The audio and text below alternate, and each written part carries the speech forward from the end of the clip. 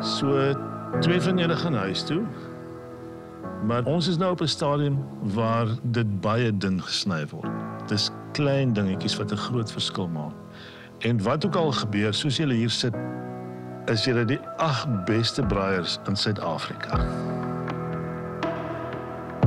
Wie ook al huis toe gaan, kan dit met trots doen, hulle kop omhoog hou. En die reis vat julle nie reg uit huis toe nie. Lekker slaap, dat julle verder reis vir R10,000. So, Benji en Lorian, 2 goed wat 'n probleem was, die mayonnaise wat te veel eiering gehad het en die vark wat bietjie gebrand was. Jy word warm, jy word koud, jy weet nie. Op, af. Het is baie erg. Ferdi en Stefan, die viscurry kon 'n klein bietjie meer gesmaak het soos Indië, souser gewees het, langer gekook het. En die hoender het ook 'n bietjie meer punch nodig gehad. Dis net maar so. Mens kan dit seker nie verander nie. En die span wie se reis tot 'n einde kom is Dis maar hy Russian roulette, jy weet nie wat jy gaan trek nie. Ferdi en Stefan.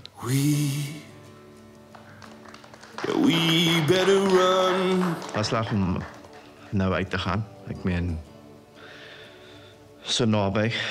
Jy kan letterlik die wenstreep daar voor jou gesien het.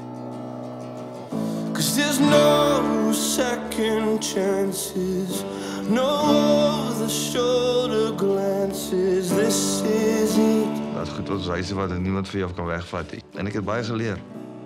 Die visbraai sal ek 'n bietjie van weg bly van nou, so is dit weer 'n bietjie oefen. Maar die res kan ons maar aanpak. Ek dink die mense wat gaan trots wees op my, dis my familie. En al my pelle op Struisbaai. So ja, en ek op myself ook. Ek dink ek het iets om oor trots te wees om hier uit te stap. We better jump.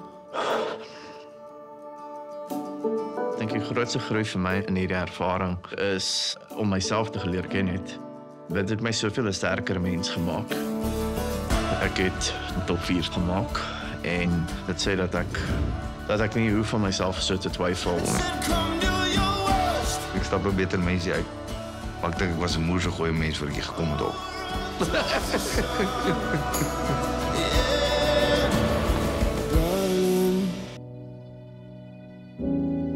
Trots geborg deur Toyota.